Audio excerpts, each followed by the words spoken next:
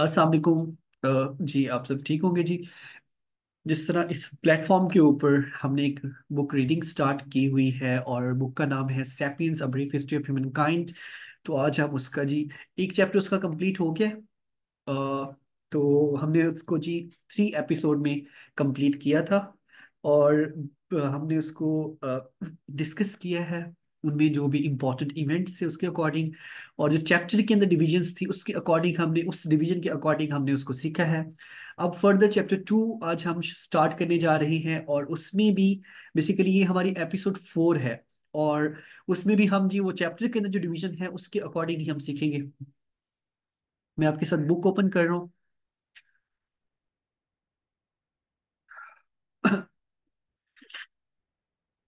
तो ये है जी तो हमारा second chapter, the tree of knowledge.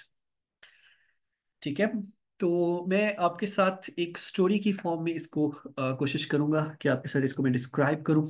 और इसके भी 2 पार्ट आज हमने डिस्कस करने हैं। बेसिकली इसके आई थिंक टोटल 4 पार्ट्स हैं। 2 आज करेंगे और 2 एपिसोड 5 में डिस्कस करेंगे।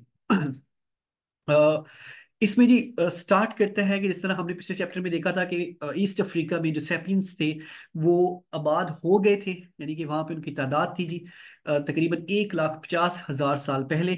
तो फिर उसके बाद जी जब वो निकले हैं तकरीबन 70,000 ईयर्स अगो, जब वो ईस्ट अफ्रीका से फर्दर वो और दूसरे एरियाज में जाके रहना स्टार्ट हुए सैपियंस। सैपियंस बेसिकली हम लोग जी, हम जैसे। तो जब वो निकले हैं जी तो डेफिनेटली बेटा उन्होंने जो दूसरी स्पीशीज थी उनको एक्सटिंक्शन की तरफ ड्राइव कर दिया, उनको एक्सटिंक्शन की तरफ एक उनको रास्ते पे लगा दिया। ठीक है। बट यहाँ पे कुछ बातें वो राइटर हमसे कहता है कि तकरीबन अगर हम 1 लाख साल पहले देखें तो जो सैपियंस थे वो हमारे जैसे ही थे, उनके माइंड भी हमारे जैसे ही थे, बट उनमें जो बेसिक डिफरेंस था उनके पास टूल्स नहीं थे, सोफिस्टिकेटेड टूल्स। उनके पास कुछ भी स्पेशलिटी नहीं थी। बट वो कहता है कि जो उनकी पहली नियंदरथल से सामना हुआ था उसमें सैपियंस को डिफीट किया गया नियंदरथल की तरफ से, और जिसकी वजह से वो वापस रिट्रीट हो गए। बट 70,000 ईयर्स अगो वो दोबारा से निकले जी। उनमें एक कॉग्निटिव रेवोल्यूशन आ गया था। अब ये जो कॉग्निटिव रेवोल्यूशन था ये किस तरह से आया हमें नहीं पता जी। ठीक है। और बट उसने उसके अंदर उन जो सैपियंस थे उनके अंदर जी इम्पोर्टेंट जो चेंजेस लेके आई। उन्होंने बहुत सारी चीजें डेवलप की जिसने सैपियंस को इनविंसिबल बना दिया। और उन्होंने तमाम जो स्पीशीज थी ह्यूमंस की उनको एक्सटिंक्ट कर दिया जी। और उनकी जो सैपियंस की अपनी आबादी थी, जो उनकी अपनी पॉपुलेशन थी वो इंक्रीज होती गई, और आज हम यहाँ तक आ गए। तो राइटर इन्हीं सब चीज़ों में ये भी बताता है कि जब सैपियंस निकले हैं अफ्रीका से तो वो मिडल ईस्ट गए जी। फिर उसके बाद जी उन्होंने बोट्स बनाई, और बोट्स बना के फिर उन्होंने जी ऑयल लैंप्स बनाए, बोस बनाए, एरोस बनाए जी। ठीक है। इस तरह उन्होंने नीडल्स बनाई। ये तकरीबन वो टाइम था 70,000 year ago and 30,000 year ago के बिटवीन वाला ये जो टाइम था। वो जी समंदर को पार करके ऑस्ट्रेलिया चले गया। ये वो एरिया था जहां पे तकरीबन किसी ने भी वहां पे कोई इंसान नहीं था। तो वहां पे सैपियंस ने जाके रहना शुरू कर दिया। फर्दर राइटर हमें इसमें ये भी बताता है कि ऐसा क्यों हुआ, यानी कि सिर्फ ये चीज नियंदरथल में क्यों नहीं आई। जो उनकी कॉग्निटिव रेवोल्यूशन आया तो नियंदरथल में क्यों नहीं आया, उनके ब्रेन्स में ये चीजें नियंदरथल की ब्रेन्स में क्यों नहीं आई जी। और इसके साथ साथ वो हमें ये भी बताता है कि सैपियंस में ही क्यों आई। तो इसका आंसर वो कहता है कि वी रियली डोंट नो कि ऐसा क्यों हुआ। हाँ अलबत्ता उस वक्त का कोई इंसान जिंदा होता, स्पीशीज कोई अ, अभी तक पाई जा रही होती तो हम उनसे ये मुशाहिदा कर सकते थे। लेकिन क्योंकि उनकी स्पीशीज अभी नहीं है तो हमें नहीं पता कि ये सब कुछ कैसे हुआ। लेकिन हाँ जो चीजें सैपियंस ने बनाई, डेफिनेटली उन्होंने केव बनाए, उन्होंने रहने के घर बनाए, उन्होंने जी जो गॉड की क्रिएशन थी वो की जी, उन्होंने मसब बनाए अपने रहने के लिए। सो डेफिनेटली इन चीज़ों को वो एक्सप्लेन करता है। आगे जाके जी वो बताता है कि हमें नहीं पता कि जो जेनेटिक म्यूटेशन हुई कैसे हुई, लेकिन हुई वो सैपियंस में, जिसकी वजह से उनकी जो सेपियंस का डीएनए भी चेंज हुआ जी, उनके माइंड में उनकी नर्व्स चेंज हुई, ठीक है। और अगर हम उस जब वो स्टेडल केव में, जो तकरीबन आज से 32,000 साल पहले, हमें जर्मनी में है स्टेडल केव, तो वहां से हमें एक मुजस्मा मिला जिसका जो सर था वो किसी जानवर का था, यानी कि शेर का था या किसी जानवर या वुल्फ का था। तो आगे जाकर उसकी तस्वीर भी आएगी जी। और इंसान जो धड़ था उसका, जो दूसरी बॉडी थी वो इंसान जैसी थी। तो डेफिनेटली ये आगाज था कि वो जब उन्होंने गॉड क्रिएट किया और उसको पूजना शुरू कर दिया, तो ये सब कुछ ही जो सैपियंस के अंदर चेंजेस आई थी उनके थ्रू ही ये सब कुछ मुमकिन हो पाया। अब फर्दर जी, यही वो चेंजेस थी जिन्होंने सैपियंस को इनविंसिबल बना दिया। अब सबसे इंपॉर्टेंट चीज, सैपियंस ने लैंग्वेज कैसे स्टार्ट की, सैपियंस में जो नॉलेज था वो स्टार्ट कैसे हुआ, उन्होंने उनकी जो लैंग्वेज थी वो क्या थी। अगर उन सैपियंस को हम क्या आज की इंग्लिश सिखा सकते थे? यस, हम सिखा सकते थे। लेकिन हमने सीख ये देखना है कि उस लैंग्वेज ने किस तरह से सैपियंस को ट्रांसफॉर्म कर दिया। यहाँ पे राइटर कुछ एग्जांपल्स देता है।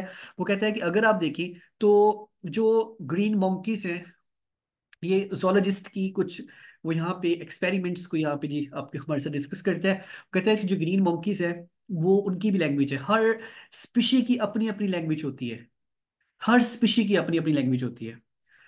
तो फिर ऐसा क्या था कि जो सैपियंस ने ऐसी कोई खास लैंग्वेज डेवलप कर ली थी? वो भी आगे जाके डिस्कस करता है जी। हर स्पीच, जैसे वो मिसाल देता है, ग्रीन मंकी जो है वो जब एक दफा अपनी आवाज निकालते हैं तो वो कहते हैं केयरफुल अलाइन, फिर दूसरी दफा निकालते हैं तो वो कहते हैं लाइन आ गया। और जितने भी वहां पे मंकीज होते हैं वो भाग के डिस्पर्स हो जाते हैं जी, जंगल में या फिर दरख्तों के ऊपर। इसी तरह आपने पैरट को देखा होगा, पैरट भी मिमिक्री कर सकते हैं। फिर शेरों की जो दूसरी स्पीशीज हैं उनकी अपनी लैंग्वेज होती है, लेकिन उनकी लिमिटलेस है। जैसे हमने ग्रीन मंकी की बात की, तो ग्रीन मंकी जो है वो सिर्फ इतना बता सकता है कि अलाइन, शेर आया। बट जब हम सैपियंस की बात करते हैं तो सैपियंस में और ग्रीन मंकीज में ये फर्क है कि सैपियंस ना सिर्फ ये बताता है कि लाइन, बल्कि ये उसकी वेयर अबाउट्स यानी कि उसकी लोकेशन का भी बताता है कि इस वक्त लाइन कहाँ पे है, किसको ट्रैक कर रहा था, जिसकी वजह से सैपियंस को एक्स्ट्रा एडवांटेज मिलता है। फर्दर ये जो गॉसिप्स थी ना जी, इसने एक इनकलाब बर्पा किया सैपियंस की में जो चेंजेस आई। और ये गॉसिप्स लिमिटलेस नहीं थी जिस तरह बाकी स्पीशीज में थी, या हो सकता है जो नियंदरथाल्स थे उनमें भी ये गॉसिप्स नहीं पाई जाती थी, जिसकी वजह से वो एक्सटिंक्ट हो गए जो बाकी भी ह्यूमन स्पीशीज थी। और सैपियंस ने ये जो गॉसिप्स, यानी कि ये जो इनकी एक इवॉल्व हुई इनकी लैंग्वेज, और जो उनमें चेंजेस आई उनकी म्यूटेशन, डीएनए में जी, तो उसकी वजह से वो इनविंसिबल हो गए towards other all the species. अब और यहां से जिस तरह हमें पता चलता है कि जो एक सैपियन है उस सैपियन को ये भी बता सकता है कि लाइन कहाँ पे है, इस वक्त किसको चेज कर रहा था। तो ये बेसिकली जो लैंग्वेज थी ये एक इंपॉर्टेंट सोर्स थी इंफॉर्मेशन शेयर करने का। और ये हमें ये भी बताती है कि जो सैपियंस थे, वो सैपियन एक सोशल एनिमल है, इंसान एक सोशल एनिमल है जो अकेला वर्क नहीं कर सकता। ये भी हमें बताती है कि वो मिलजुल के रहते थे। बिकॉज एक इंसान को कैसे पता चल सकता है कि इस वक्त लाइन कहाँ पे है? डेफिनेटली उसका एक नेटवर्क होगा तभी तो वो जान सकते हैं। और आज के दौर में भी हम बहुत सारे जो कम्प्लेक्स नेटवर्क्स चलाते हैं। आप फॉर एग्जांपल आप आईएसआई का देख लें, जितनी भी ये एजेंसीज होती है उनका नेटवर्क देख लें, कोई एक इंसान तो नहीं होता उसमें, हजारों की तादाद में उनमें रिक्रूटमेंट हुई होती है। सो ये जो एक इंफॉर्मेशन थी जी कि कहाँ पे है लाइन, इसने यानी कि उसकी लोकेशन तक, उसकी इंफॉर्मेशन तक शेयर की जाती थी कि किसको चेज कर रहा है। इसने डेफिनेटली ये इंफॉर्मेशन शेयर की जाती थी उस लैंग्वेज के थ्रू। अब ये थी वो तस्वीर जो मैं आपको कह रहा था कि जिसका सर जो है वो शेर का है, और जिसम, जो बॉडी जो है वो इंसान की है, तो ये तकरीबन 32,000 ईयर्स अगो ये मिली थी जर्मनी की एक केव में से, स्टेडल केव में से। तो प्रोबेबली हो सकता है ये एक आर्ट है जी, तो यहाँ से ही वो कहते हैं कि हो सकता है सेपियंस ने रिलीजन का स्टार्ट किया हो, यहीं से रिलीजन शुरू हुआ हो, यहीं से उन्होंने फिक्शंस स्टार्ट की हो।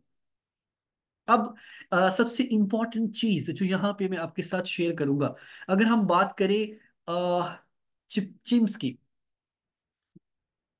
तो सिंपल सी बात है जी, मैं यहाँ जो चीजें हैं जिस तरह से यहाँ पे वो कुछ चीजें बताता है, वो कहता है जो भी चीजें हैं आज के दौर में भी हैं, तो फेसबुक है, व्हाट्सएप है, ईमेल है, फोन कॉल्स है, न्यूज़पेपर्स हैं, ये सब क्या है, ये गॉसिप्स ही तो है। ठीक है, ये सब चीजें आप पढ़ सकते हैं जी। ये बहुत मजे की चीजें लिखी हुई हैं। फिर यहाँ पे जो र्यूमर मॉन्गर्स, मॉन्गर्स मतलब जो अ, अफवाहों को फैलाते हैं जी, जिस तरह फोर्थ स्टेज में जर्नलिस्ट है या इस तरह की चीजें हैं, फ्री लोडर्स हैं, तो ये चीजें आपके लिए बहुत हेल्पफुल होगी, आप इनको पढ़ सकते हैं। ये एग्जांपल्स बेसिकली उसमें दी हुई है गॉसिप्स की।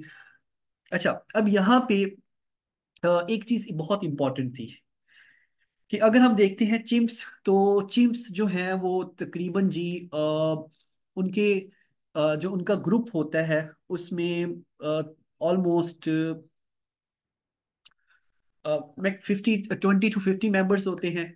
उनमें भी हायरार्की है, एक उनका बॉस होता है, अल्फा मेल होता है उनका, ठीक है, जो वायलेंस नहीं होने देता उनके बिटवीन। ठीक है, फिर उसके बाद जब दो मेल्स के बिटवीन लड़ाई होती है अल्फा मेल की पोजीशन को हासिल करने के लिए, तो वो भी इंसानों की ही तरह, जिस तरह जो हमारे पॉलिटिशियंस हैं या जो जिस तरह वो इलेक्शंस के दिनों में बच्चों को गले लगाते हैं, उनके साथ इंटीमेट होते हैं, उनको किस करते हैं, हग करते हैं, पैसे देते हैं, तो सेम इसी तरह से चिम्स भी ऐसा ही करता है जो लीडर उनके साथ, और ये उनकी जो एक्टिविटी होती है डेली बेसिस के ऊपर होती है। ठीक है, और फिर जो सबसे अच्छा सोशल बिहेव शो करता है वो जी अल्फा मेल बन जाता है। अच्छा, अब इसमें जो सबसे इंपॉर्टेंट चीज है वो यही चीज है जी कि इंसानों ने जो सेपियंस थे उन्होंने एक मिथ क्रिएट की, और वो था गॉड एंड रिलीजन। ये फर्स्ट टाइम हुआ जब उनकी कॉग्निटिव रेवोल्यूशन हुआ जी। अब वो क्या करते थे, डेफिनेटली ये चिम्स में नहीं पाया जाता था, बिकॉज जिस तरह हम बात कर रहे थे चिम्स के ही अबाउट, कि चिम्स में ऐसी कोई वे नहीं था जिसके थ्रू वो इंफॉर्मेशन शेयर कर सकते थे, लेकिन उनकी जो गॉसिप्स थी या उनकी जो लैंग्वेज थी वो लिमिटेड थी।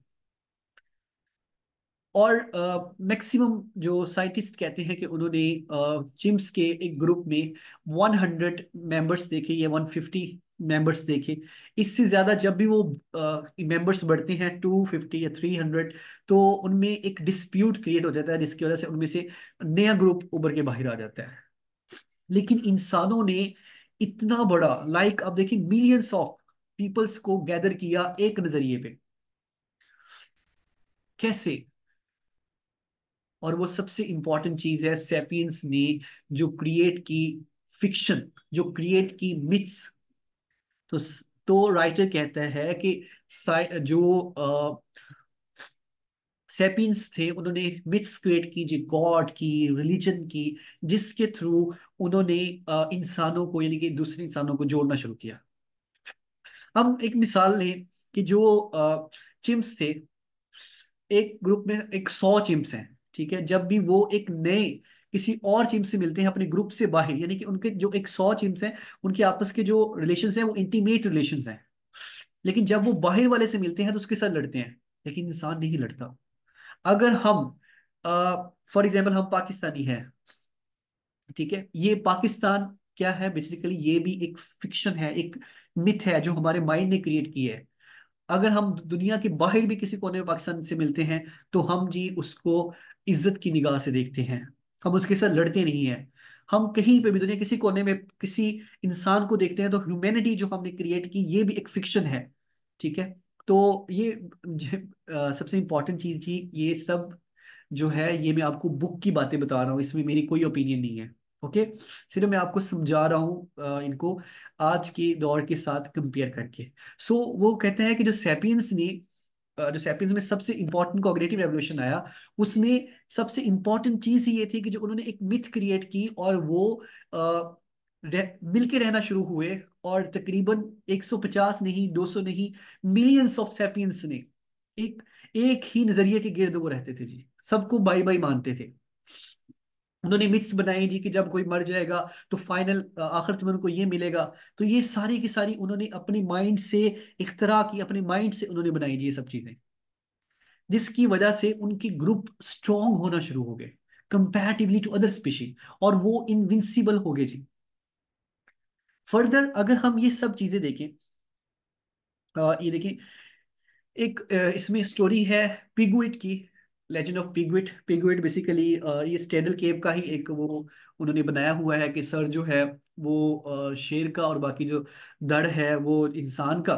तो अगर आप देखेंगे तो ये बेसिकली एक कंपनी है, फ्रांस की कंपनी है। इसमें बड़ी मजे की इंफॉर्मेशन आपको मिलती है। तो डेफिनेटली जो मिथ्स थी सैपियंस की, उन्होंने अनप्रेसिडेंटली उनमें एक कॉपरेशन डेवलप की, फ्लेक्सिबल कॉपरेशन डेवलप की। आर्ट्स एंड बीस ये भी वर्क करती हैं ह्यूज नंबर में, लेकिन वो उनका जो एक मैनर है, जो उनका क्लोज रिलेटिव रिलेशन है जी, वो रिजिड होता है। वुल्स और चिंपैंजीज की जिस तरह हमने बात की, तो इनका भी रिजिड है। इसीलिए आज ये या तो आपको लेबोरेटरीज में मिलेंगे या फिर आपको जूस में मिलेंगे। लेकिन इंसान जो है वो ऐसा नहीं है, वो सैपियन जो है वो आज़ाद घूम सकते हैं। और उसमें सबसे इंपॉर्टेंट चीज़ ही जो हम बात करते हैं कि उनकी जो कॉपरेशन थी, फ्लेक्सिबिलिटी थी उसमें। अच्छा, अब जी जिस तरह हमने बात की थी उनके बारे में, चिम्प्स के बारे में, कि उनमें भी इसी तरह से स्टेटस के लिए या उनमें जो लड़ाइयाँ होती हैं उसके अबाउट हमने बात की थी। लेकिन इंसान जो है, यानी कि जो सैपियन है, मैं ओवरऑल सैपियंस कह रहा हूँ बिकॉज होमो इंसान फिर सभी स्पीशीज में आ जाएंगे जी।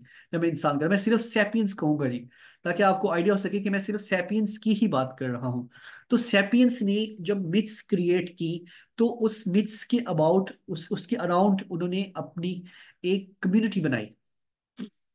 और डेफिनेटली ये चीज आप देख सकते हैं कि पाकिस्तान में तकरीबन 25 करोड़ लोग रहते हैं, लेकिन दे love there ideology, national ideology.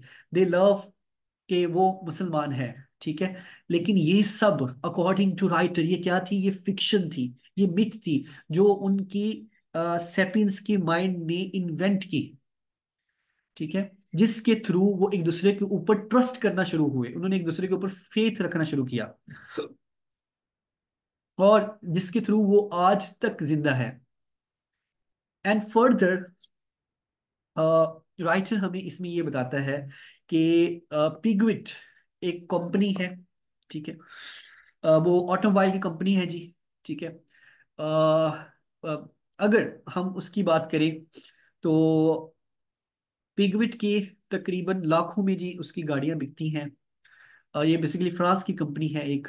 और पिगविट आर्मंड उसके आई थिंक ऑनर थे। एंड एक और चीज यहाँ पे, कि वो मिथ के बारे में बता रहा है कि मिथ किस तरह से क्रिएट की जाती है। वो एक बहुत मजे की चीज है, यहाँ पे मैं आपको एग्जांपल देके ये समझाऊंगा जी कि पिगविट के बारे में वो कैसे, वो कहते किसे कहते हैं कि ये एक फिक्शन है। बेटा बेटा वो इन चीजों को इस तरह से लेके चलता है। वो कहता है जी देखिए, पिगविट की बहुत सारी फैक्ट्रियां होंगी, बहुत सारी उसकी जी जो वर्कर्स काम करने वाले होंगे, लेकिन ये बनी कैसे सबसे पहले। वो कहते हैं जी कि पिगविट आर्मेंट इसके एक ऑनर थे, उसके उनके फादर ने ये काम स्टार्ट किया। फॉर एग्जांपल उसकी एक शॉप थी फ्रांस में, ठीक है, जो कि थी लोहे की थी, स्क्रैप की थी, ठीक है जी। मैकेनिक आप कह लें उसको। तो पहले ये होता था कि फॉर एग्जांपल आपने या मैंने, एक पर्सन को हम एज्यूम कर लेते हैं, उसने अ, अपनी दुकान के लिए कर्जा लिया, और किसी न किसी नेचुरल डिजास्टर की वजह से वो जो कर्जा था वो नहीं पे कर पाया, उसका लॉस हो गया। तो अब वो कर्जा उसी पर्सन को देना पड़ेगा, हर सूरत में उस पर्सन को देना पड़ेगा, अदरवाइज उसकी कुछ प्रॉपर्टी जब्त कर ली जाएगी। तो वो कहता था कि इस वजह से कोई लोग बिजनेस नहीं करते थे, इस वजह से लोग बिजनेस नहीं करते थे। फिर एक लिमिटेड जो कंपनीज का एक कॉन्सेप्ट जो तारुफ करवाया गया जी।